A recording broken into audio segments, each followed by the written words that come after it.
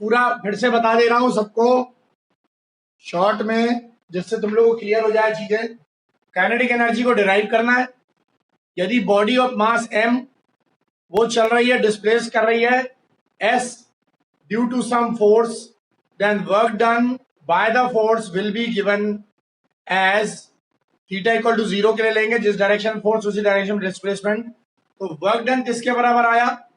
Force into displacement. लेकिन तुम्हें पता फोर्स इंटू डिस्प्लेसमेंट में जो फोर्स होता है F इक्वल टू ma होता है। तो वर्क डन कितना हुआ? Mass into acceleration into displacement. तो body starts from initial velocity u। अब देखें, यदि बॉडी इनिशियल वेलोसिटी u से चालू हो रही है, लेकिन u तो रेस्ट पे, मतलब 0 पे, तो with acceleration a it gains a final velocity v। थोड़ी देर बाद ये u से v में पहुंच जाएगी, लेकिन उसके एक्सेलेरेशन के बाद पहुंचेगी। तो covers a displacement s then from third equation of motion. तो देखो यहां देन फ्रॉम, अपन यहां लिखे third equation of motion we get, क्या मिलेगा मुझे थर्ड इक्वेशन ऑफ मोशन से? वी गेट, देखो यहां v square equal to u square plus twice as। ये सबको पता होगा, ये बात तो सबको समझ में आई होगी इक्वेशन। तो we get an equation this v square equal to u square plus twice as। तो देखो यहां पर इनिशियल वेलोसिटी क्या बेटा हमारे पास? हमारे पास देखो इनिशियल वेलोसिटी क्या थी? u इक्वल टू 0, जहां से वो चालू हुई। तो हमारे पास फाइनल वेलोसिटी v स्क्वायर थी, इनिशियल वेलोसिटी u स्क्वायर 0 है। हमारे पास क्या बचा? ट्वाइस a इंटू एस बचा। तो मेरे को ट्वाइस a इंटू एस ही तो चाहिए। देखो यहां पर, देखो a इंटू एस ही तो है। तो v स्क्वायर की वैल्यू कितनी आ गई मेरे पास?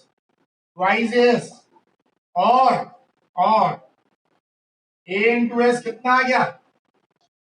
v square by 2। I think you remember this. और इसको ले लो आप equation number 2। This can be taken as equation number 2 now. यदि ये as की वैल्यू v स्क्वायर बाय 2 है, इसकी वैल्यू उठा के कहां डाल दो? इक्वेशन नंबर 1 के वर्क डन के फॉर्म में।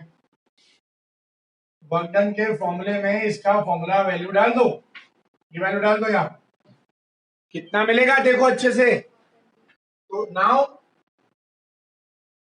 From equation 1 and 2 we get work done as मास, और as की जगह पे क्या आएगा? v square by 2।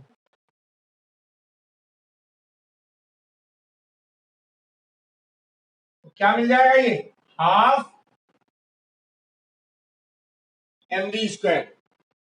Boys girls सबको समझ में आ गया बेटा? ये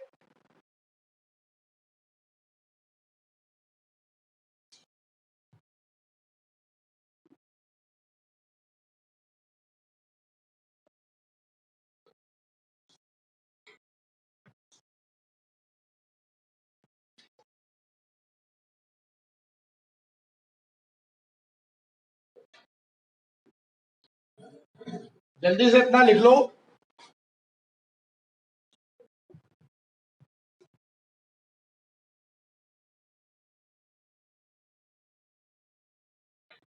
तो अपन आगे बढ़े।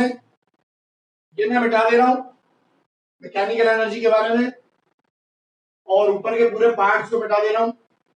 ये इसका कंसेप्ट जो एप्लीकेशंस करते हैं हम लोग डराइव। ये पार्ट वर्क डन से चालू होता है, फोर्स इनटू डिस्प्लेसमेंट। फोर्स को MAS लिख दिया हमने, और उसके बाद सॉल्व करके यहां पर आए।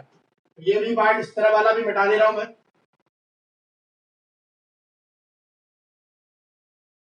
अच्छे से देखना। अब देखो तुमको मैं बता चुका हूं कि वर्क डन जो है वो एनर्जी के फॉर्म में कन्वर्ट होता है, और एनर्जी वर्क डन में। तो यहां पर वर्क डन हो गया, but it is converted in the form of energy while motion. अपन आगे देखें। तो since body is in motion, body is in motion, therefore we get work done as kinetic energy. Work done जो है किस form में convert हो जाएगा? एनर्जी। कौन सी एनर्जी? Kinetic energy. तो काइनेटिक एनर्जी इक्वल टू क्या हो जाएगा? Half mv square. Half mv। सब लोग को समझ में आ गया होगा स्टूडेंट्स मेरे ख्याल से। तो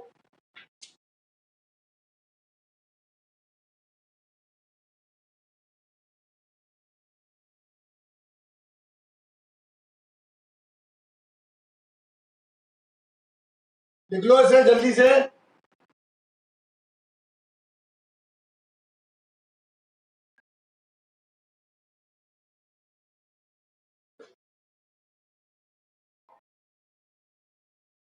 किसी को कोई डाउट है कहीं भी तो वो पूछ सकता है अभी मुझसे, और यदि समझ में आ गया है तो फिर मैं आगे चलता हूं।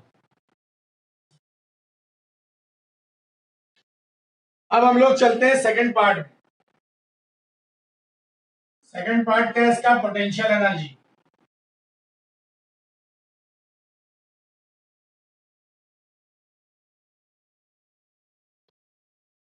पोटेंशियल एनर्जी क्या होती है समझे। मैंने क्या बोला रहा? It is the energy possessed by the body due to the shape or size, and third one its position। यदि मैं सिंपली समझूं कि एक बॉडी को मैं मास m है, उस बॉडी को नीचे से ऊपर की तरफ ले जा रहा हूं, हाइट पे ले जा रहा हूं, तो हाइट मतलब डिस्प्लेसमेंट, और मास को ले जा रहा हूं मतलब उसमें वेट तो जरूर होगा। तो वेट जो है वो फोर्स है, और डिस्प्लेसमेंट कर रहा हूं ऊपर की डायरेक्शन में या नीचे की डायरेक्शन में, तो क्या मिल रहा है मुझको? Force into displacement. तो देखो क्या होगा।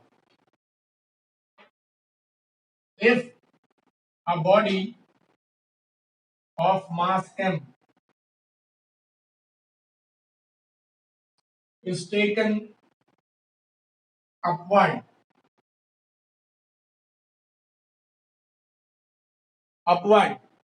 by displacement s, by a height s, by a height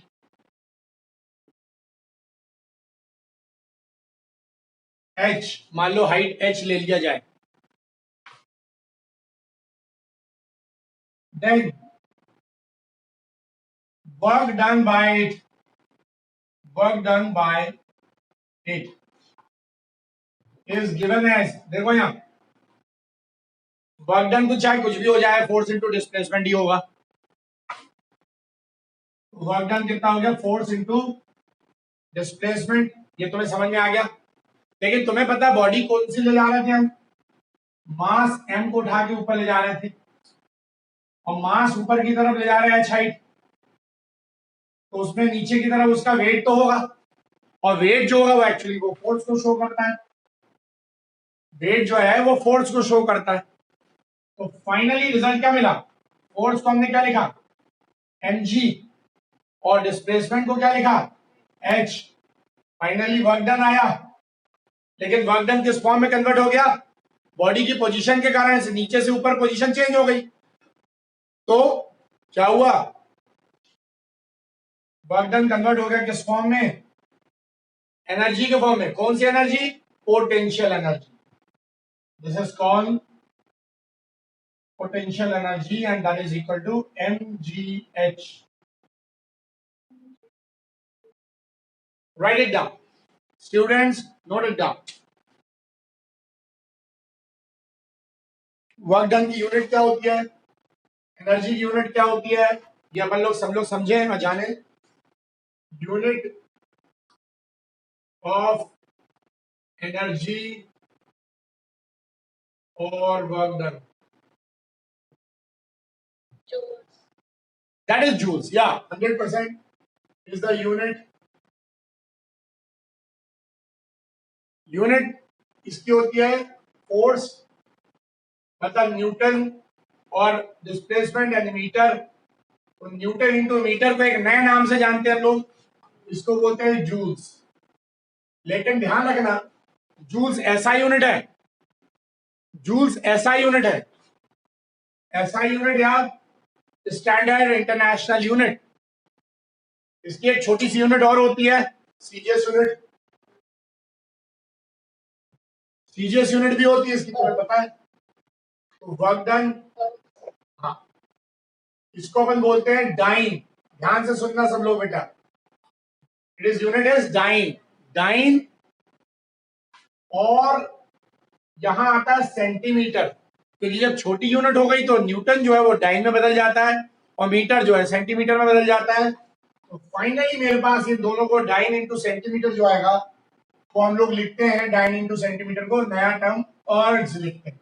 that is called ergs, ERGS, ergs, and that is called CGS unit.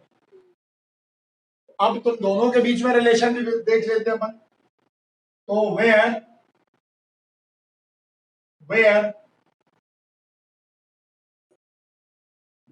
1 joule equal to 10⁻⁷ अर्ग्स। ध्यान देना भाई, 1 joule equal to 10⁻⁷ अर्ग्स।